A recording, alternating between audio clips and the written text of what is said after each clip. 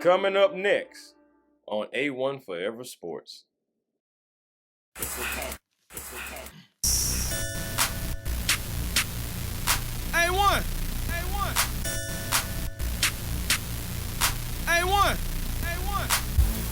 Yeah, truly. Cooler and I'm flyer too. Jam. Cooler and I'm flyer too. Hello. We have yet another episode of the show that's cooler and flyer too, A1Forever Sports. I am Chris Tip Moore, here with an exclusive interview with a very special guest, rising star up in the sports world. I'm going to let him introduce himself and what he does before we just really get into it. Go ahead and introduce yourself, brother. Hey, Chris, you're too kind. Yeah, so my name is Pat Benson. I cover the Atlanta Hawks for SI's allhawks.com. And too kind of an introduction, man. I appreciate it. I'm a fan of you, fan of your work. So to be on the podcast, I'm happy. Hey, man, welcome.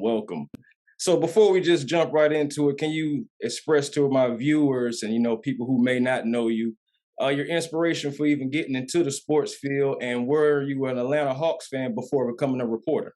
For sure, yeah. So like you, I grew up playing sports, and I topped out at high school. That's about it. And obviously love the game, love basketball, want to stay involved in some way.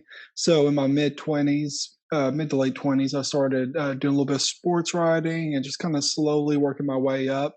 And it hasn't always been linear progression. Lots of setbacks. If you're involved in sports media, you've been let go before, that sort of thing. So just kind of incremental progress. And then to answer your second question, no, I wasn't a Hawks fan. I'm a Lakers fan, but definitely love the Hawks. It's impossible to be around those dudes all the time and not pull for them, not root for their success, especially the city, man. I really love the city of Atlanta, and I really hope that those fans get a championship soon because it's been a while. Oh, man, you can tell me about it, man. I'm born and raised here, so yeah. And I'm Atlanta everything, man. Yeah. So, it's definitely been a struggle, and it just definitely feel like we're close. We just have to make a few moves. And speaking of these moves, the Atlanta Hawks selected AJ Griffin in the draft. The fact that he did not work out with the Hawks, though, and were you surprised that his name was called? Yeah, man, like you say, didn't work out with the Hawks. And then he told the media afterwards that he didn't even have any communication with the Hawks during the pre-draft process. So that one definitely came as a surprise. Didn't see that one happening. But here we are, another Duke, small forward, young, questionable injury history. Just add him right next to the list of like Cam Reddish, Jalen Johnson, now AJ Griffin. So the front office definitely has a type. Were you expecting this, or were you caught off guard too? Well, to be honest with you, I didn't expect him to even be there. Mm-hmm. I will go on record saying I really didn't even want the Hawks to be in that position to even draft anybody. I was hoping to maybe make some kind of big splash, as I feel like they do.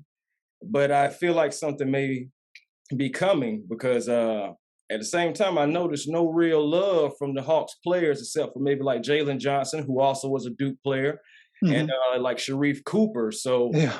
I'm not saying too much love. I know Trae Young, he shows lots of love. So for him to not even show this love and just nobody is just kind of questioning like, okay, is something coming? Y'all keeping something away from us? What you doing here? Because I just thought that was kind of weird. Just because I've seen the past and everything, and just for that just to be different. That's a great point. First, going back to what you originally said, yeah, I kind of had hoped they'd either move up in the draft or package it as part of a larger trade. So not exactly thrilled about the 16th pick. I don't think that's going to really move the needle much. And then second, like you said, man, Trae, he shows love to everybody on Twitter. Like, if it's like a college women's player or a football player, it doesn't matter. But for him to not say anything, it makes me think that maybe AJ Griffin might be on the move. Yeah, it's just too many days have gone by now. It's Sunday now. So yeah, it's awkward now. At this point, just don't say anything. Right. Okay, so someone that not many people are talking about, the 51st selection, Tyrese Martin. What can he provide for the Hawks? Your guess is as good as mine. I have a friend who covered him during his time at UConn, and they were shocked he got drafted. They said that he's just been one of those guys who's like really risen in recent weeks, and there's a lot of buzz. And if you had asked them back in March, they wouldn't have expected him to be drafted. So he's really risen a lot in the league opinion, I guess, over the past few weeks. I think he'll be, like you probably would agree, he's going to spend a lot of his time in College Park, most likely. But I thought that was another pretty surprising pick.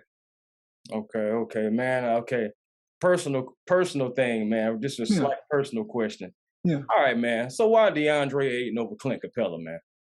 You know what?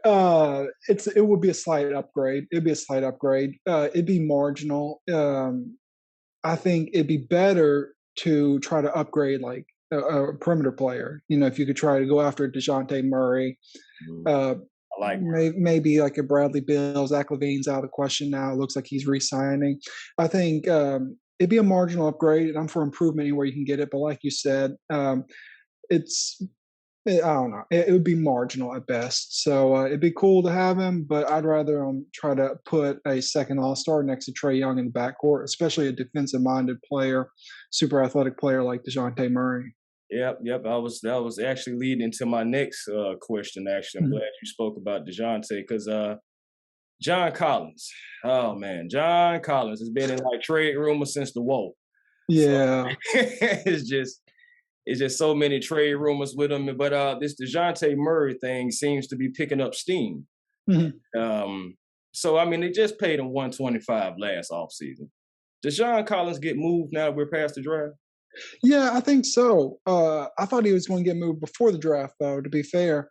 And I haven't, before DeJounte Murray, I had not seen any trade packages that I thought were fair for the Hawks. Like, I wasn't really big on, like, the Sacramento Kings trade rumor we heard, and then Portland. That wouldn't move the needle at all. No, and the same with Portland and the number 7 pick, I believe it was. I wasn't too crazy about that. And but then the DeJounte Murray trade pops up. Then I'm like, okay, like I think that makes sense. And also at a certain point, man, they kind of owe it to John to give him some closure and give him, some level of stability because it's been dragging on. You're a Hawks fan, man. It's been dragging on for years at this point, and they just got to do it or get off the pot. Right. Because, I mean, I like John Collins, man. John Collins, it's like John Collins, the person himself, is just so genuine, you know what I'm saying? You can tell that all his antics is really him. Yeah. So it's no act, and everything. And I like him. I know he has some up and downs. I know it's like a roller coaster with him, but I do like him. But I do believe that you can use him and get a lot. You really can. Yeah, absolutely. I think he's a great third option on a contending team, or maybe for a team like the Spurs, they may want to try to low-key like rebuild around him. And he's on a team-friendly deal, and every year he comes back better. Duncan? Yeah, absolutely. Yeah, man. They like power forwards out of Wake Forest, so let Pop work on him, and I think it'd be a win-win. That's another reason why I've really gone all in on DeJounte Murray, is because I think it'd be a good situation for John Collins. Like we see what happens to a player like Cam Reddish when he gets traded to the New York Knicks. Man, I don't want to see John go to some terrible franchise that's going to only make his situation worse. So it seems like a win-win, which should always be like a secondary goal of any front office. Correct. Oh yeah, man. It could be a prolific backcourt with Trae and DeJounte, seriously. But moving on, okay, so now we know it's better to trade them, get a bigger exception total, etc. Will the Hawks find a trade partner for Gallo, or will they have to waive him and pay this $5 million, man? That's a great question. I think if I were a betting man, I would say they will waive him, and then they would only owe him $5 million guaranteed. They can stretch that out over 3 seasons, so that's really not bad at all. And then that gives them a little bit of flexibility right now when there is none. So I think that, plus the mid-level exception, maybe they could add a couple rotation players, add a little bit of depth. So my guess is waive and then just get stuck with that $5 million. Right. Okay, all right. So, how much pressure is it really on this Hawks front office to improve this team this offseason? Oh, a lot of pressure. I feel like they've used up a lot of the goodwill and good political capital that they accrued over the beginning of this rebuild, and it obviously culminated in that amazing playoff run in 2021. And I think not only they didn't improve the roster, they didn't do anything at the trade deadline, and then there's just been just so much miscommunication coming out of the office. Like, we're going to shake up the roster. Actually, no, we're not.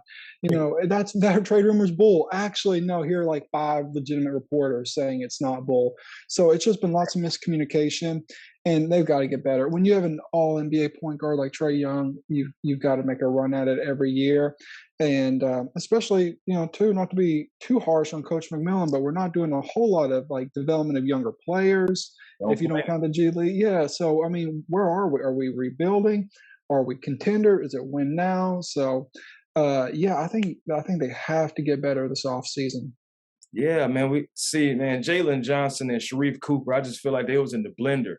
They didn't get any. Okay, I understand the G League. The G League has been great for the league, great for developmental players, etc. But I do personally feel like, okay, I can't get better playing at LA Fitness. I have to play against the best of the best. That's right. And okay, so that means I have to play against Steph Curry 4 times a year. Then that's just what it is. But that's going to improve my game. Basically, my point is, I feel like they have to allow these guys to play minutes. And, and I know Coach McMillan, he's not big on that, but I mean, the narrative of the league is changing. You see guys on different teams all the time starting. You see them coming off the bench, getting some kind of significant minutes because over time they need to play a bigger role on the team. So it's just like, where's the direction, right? Yeah, for sure. And you don't have to be playing them heavy minutes, but man, I forgot where they're ranked, but they're basically ranked like 70 something and like 80 something for like rookies total minutes played this season. I understand maybe Sharif Cooper. He's an undersized guard. I can understand him maybe playing a smaller role, but man, Jalen Johnson, if you're going to use a top 20 pick on him, he's gotta get more minutes than he did, especially when the team was getting crushed by COVID back in like late December, early to mid-January. They brought him up, and man, he tested positive immediately. And eventually they brought him up, and then he tested positive, and they sent him back out, for league protocols. So got to play the rookies more. Definitely. Okay, just a few more questions for you, man. Okay, so if I'm not mistaken, it's 3 firsts and John Collins for Murray, right? That's right. Okay, so all right. You know what I'm saying? I'm still a Hawks fan, so I got my Hawks hat on. Yeah. So if it's that much for Murray, should they take maybe that same offer and maybe get on the phone with maybe, let's say, the Brooklyn Nets and say, okay, we have this same offer for Kevin Durant? That's a good point. I haven't really thought about taking that and then shopping it around because, obviously the Hawks aren't the only teams calling to inquire about DeJounte Murray. They could easily do the reverse and go and talk to the Brooklyn Nets. That's a good point. And, a lot of reporters, I know it's super speculative, but, they're saying, hey, Kevin Durant could become available next week, as early as next week. And then you got to do your due diligence. You got to call Brooklyn and see what it would cost. So that's a good point. And the Hawks have all the pieces. They're built for a consolidation trade. They've got the draft picks. So, yeah, I really think this is the summer you swing for the fences. Obviously, you got to check in on KD. And if that doesn't work, then you try to go after a second all-star. But that's a good point. Yes, sir. All right. So Trae Young, 3rd team All NBA. Give us your take on that, man. Oh man, way too low. He's the best point guard in the NBA. He should be ranked 1st team All NBA. 2nd player in league history to lead the league in total points, total assists, average career highs in 10 different statistical categories on the heels of them changing the rules on him and him having to like remix his game on the fly. So for him to be 3rd, I think is crazy. Especially behind Ja Morant, just because Ja was great, but he missed a bunch of games, and the Grizzlies were great without him. So I thought 2nd at the very lowest. But honestly, in my opinion, I'd have him 1st. But I don't know, man. That caused a little bit of drama back in April when I was tweeting about that. Yeah, I mean, but the thing is, like, it wasn't incorrect. I've put him at second Mhm. just because, I mean, okay, Curry, all right. Yeah, Then especially what he went on to go do, okay. yeah, But, second should have been Trae Young. I don't know why people keep putting Ja. I love Ja. Hold on now. yeah. Love Ja. Respect Ja as a player, everything like that. Know that he's a part of the new breed of the NBA, more attitude, edgy. Okay, Yeah, I yeah, yeah. understand that, but he's still not a better player than Trae Young. That's not. I can't put him over Trae, and that's Yeah, not. I'm just a fan. I'm just watching basketball. yeah, I agree, man. We got the stats. The stats prove it, but it also is an eye test as well. And I'm total agreement with you. Yes, sir. Okay, I have one more question for you. What? Describe the inspiration Kobe Bryant had on your life to write the book Kobe Bryant Sneaker History, available on Amazon.com. Oh man, I appreciate you bringing that up. Man, that was my guy. I'm 32, so he was drafted in '96, right when I started watching basketball. I'm a Lakers fan, as I mentioned at the top of the show, and just really resonated with me. I liked just his attitude before he even coined it, the Mamba mentality. Like one of my first NBA games I remember watching was the Airball game in Utah. And I find more inspiration from people bouncing back from failure than how they respond to success. And I just love the idea that this teenager's out here just chucking up shots, and he's going to just keep trying. And if he keeps failing, he's just going to keep trying. And to me, that has more of an impact on me than any amount of success. So true inspiration, and grew up watching him. Devastated when we lost him, and like the whole basketball world. So it just felt like the least I could do. And yeah, man, that's my guy. Yes, man. It's crazy how, like, people don't talk about, Kobe as much. I feel like they should talk about him more. I know we have Jordan and Braun and everything, but I just feel like Kobe gets leapfrogged a lot. Mm-hmm. And it's just, he was such a phenomenal player, and he was doing and was going to do so much for the game out after he retired. And it's just a sad and quite unfortunate thing that happened just with him and his daughter and everyone else that was involved.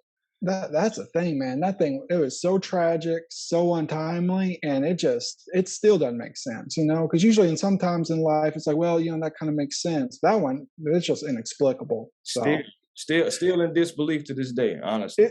It really is, but the best we can do is just, try to, carry on what he taught us, try to celebrate him, his legacy, and that's I think what he would want us to do, and that's what we got to keep doing. That's why another reason why I love Trae Young is because he always shows so much love to the Bryant family, and he's definitely he's got shades of that Mamba mentality in his game.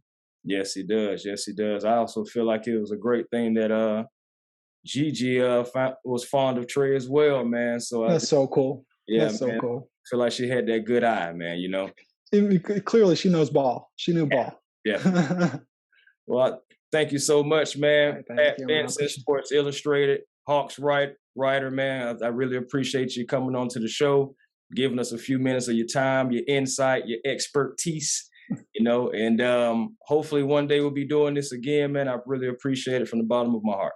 Oh man, I appreciate you. I appreciate everything you contribute to the online dialogue, to the content you create, everything. You really are a positive voice for good in the basketball world, and thank you so much. And I'm inviting myself back on, so I'm gonna be back in the future. Okay, well, thank you. We'll be here to have you, man. Thank you so very much. Yes, sir. See ya. Yes, sir. Yes, sir. Yes, that was Pat Benson, Sports Illustrated and Hawks reporter. It was wonderful having him on the show. I really appreciate him doing that. This has been yet another segment of A1Forever Sports. Cooler and Flyer 2, Chris Tip Moore. Why settle for less when you can have more with a vision? I'll be back with more sports content at a generational rate. Deuces, trays, pieces, and blessings to you.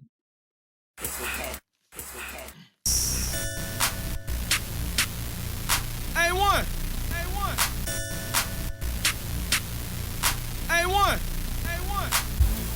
Yeah, truly. Cooler and I'm flyer too. Jam. Cooler and I'm flyer too.